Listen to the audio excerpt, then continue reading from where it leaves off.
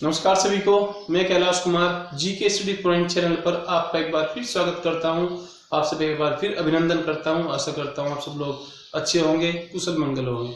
तो आज हम अपने जीके स्टडी पॉइंट चैनल के सफर को आगे बढ़ाते हुए आज एक नया टॉपिक हम लोग स्टडी करेंगे, मैप या मानचित्र।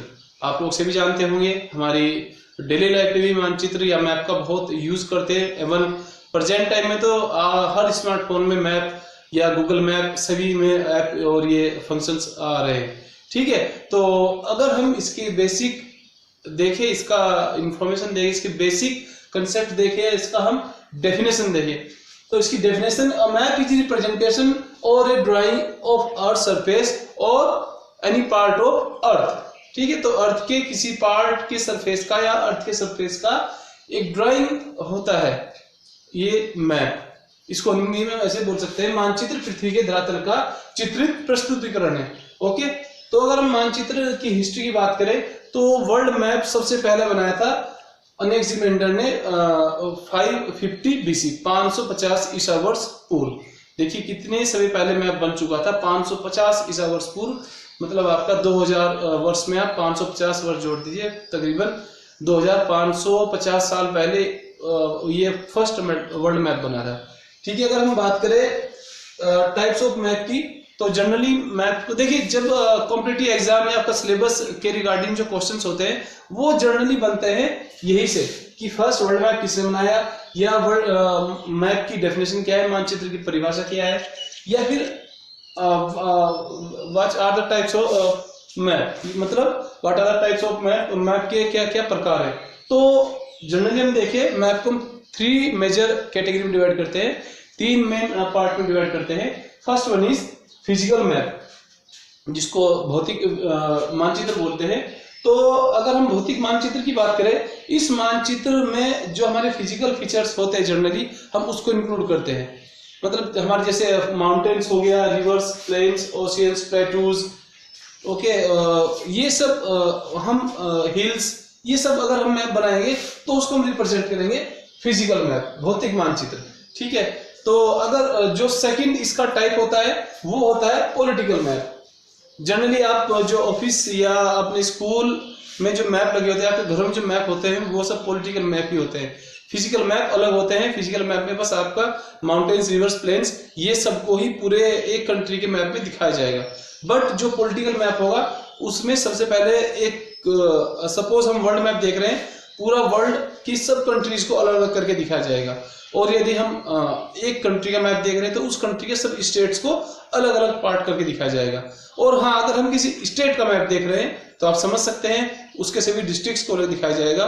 और अगर हम किसी डिस्ट्रिक्ट के मैप को देख रहे हैं तो डिस्ट्रिक्ट के जितने भी सब डिविजन्स हैं, उन सब डिविजन्स के जो मेन विलेजेस हैं वो सब रिप्रेजेंट करेंगे। और ऐसे हम किसी सब डिवीजन का मैप अगर देख रहे हैं, जिसको हम ब्लॉक भी बोल देते हैं, हम किसी ब्लॉक एरिया का मैप देख रहे हैं तो उसमें सब विलेज अलग अलग होंगे।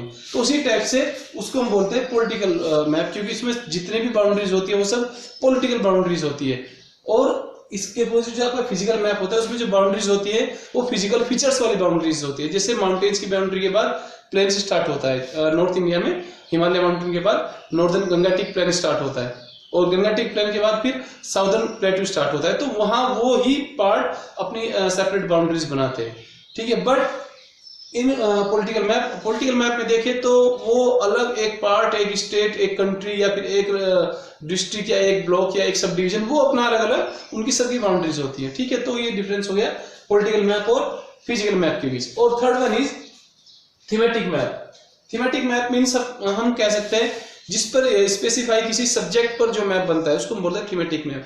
जैसे रोड डिस्ट्रीब्यूशन का हम मैप बनाए, कहाँ कहाँ कितनी रोड है, यहाँ रोड डेंसिटी ज्यादा है, कहाँ रोड एक्सेसिबिलिटी है, कहाँ रोड डेंसिटी कम है, वो सब चीजों का जो मैप बनेगा वो होगा थीमेटिक मैप। ठीक है, इसमें ऐसे जी रेनफॉल का हम डिस्ट्रीब्यूशन का मैप बनाए, या फिर हम फॉरेस्ट डिस्ट्रीब्यूशन मैप बनाए, या फिर हम जो नेचुरल डिजास्टर्स होते हैं उनके डिस्ट्रीब्यूशन कहाँ कहाँ वो ज्यादातर इफेक्ट करते हैं इंडिया में, उसका एक मैप बनाए, तो वो सब आएगा थीमेटिक मैप में। ठीक है, थीमेटिक मैप के ये 3 टाइप हो गए मैप्स के। अब इसके बाद क्या, हम कंपोनेंट की बात। अगर हम मैप के कंपोनेंट को देखें तो सबसे पहला कंपोनेंट हम देखते हैं डिस्टेंस। हम जो मैप देखते हैं जो हमारे ऑफिस में, आपकी बुक्स में या आपके यूट्यूब पे देखते हैं या फिर आप अपने गूगल पर मैप्स देखते हैं, उन मैप में जनरली आप देखते होंगे कि अरे इंडिया तो इतना बड़ा है, इधर से इसकी डिस्टेंस 3000 के आसपास है, उधर से 3000 के आसपास है, तो फिर कैसे मतलब इतना छोटा।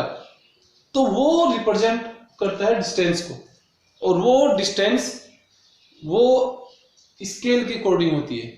जैसे 1 सेंटीमीटर कुछ किलोमीटर को रिप्रेजेंट करेगा, या 1 सेंटीमीटर कुछ मीटर को प्रेजेंट करेगा। ये भी 2 स्केल के टाइप के मैप होते हैं। एक स्मॉल स्केल मैप जिसमें 5 सेंटीमीटर रिप्रेजेंट करता है 500 मीटर को। याद रखना है, ये बहुत इंपॉर्टेंट क्वेश्चन होता है।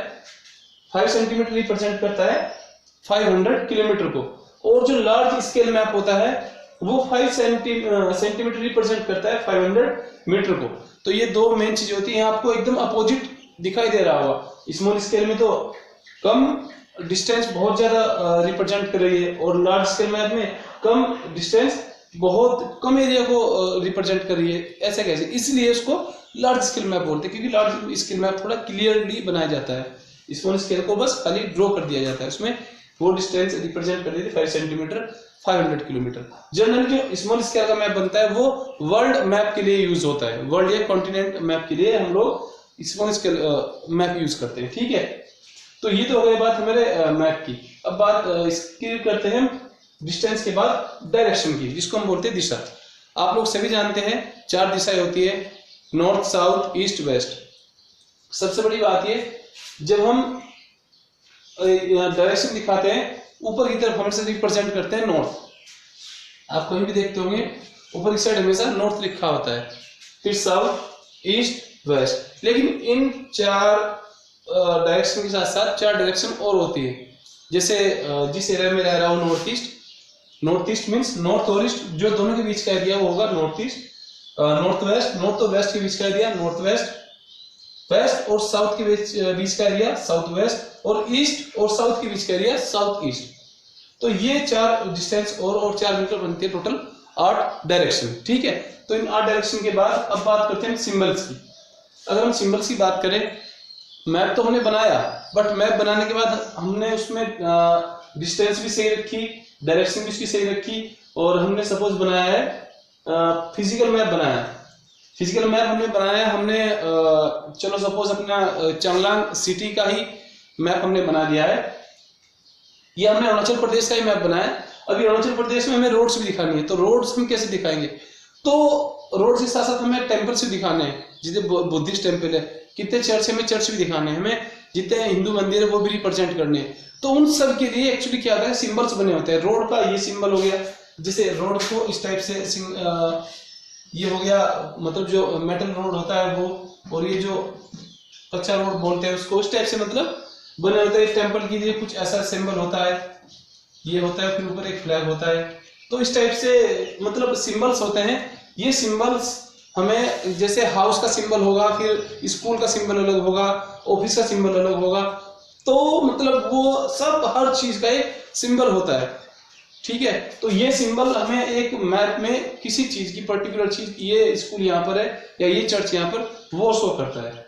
ठीक है, तो सिंबल्स के बाद अब इस टॉपिक के बाद 2 चीजें और बची है, फर्स्ट स्केच और सेकंड प्लान। क्योंकि बहुत छोटा टॉपिक था इसलिए मैंने इसको ज्यादा लेंथी कराने की कोशिश नहीं की।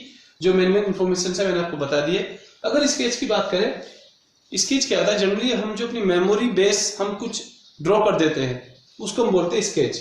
आपने कहीं कुछ देखा, कोई हिल्स देखी या कोई आपने इंसिडेंट देखा, वो आपने ड्रॉ कर दिया, वो बनेगा स्केच। सेम प्लान होता है। प्लान एक्चुअली क्या होता है, बहुत छोटी चीज को बड़ा करके रखना, उसको हम बोलते हैं प्लान। ठीक है, तो ये मैथ की कुछ इंफॉर्मेशन थी, बड़ा कोई टॉपिक नहीं था, छोटा टॉपिक था, इसलिए मैंने इसको जल्दी कम टाइम में खत्म करने की कोशिश की है।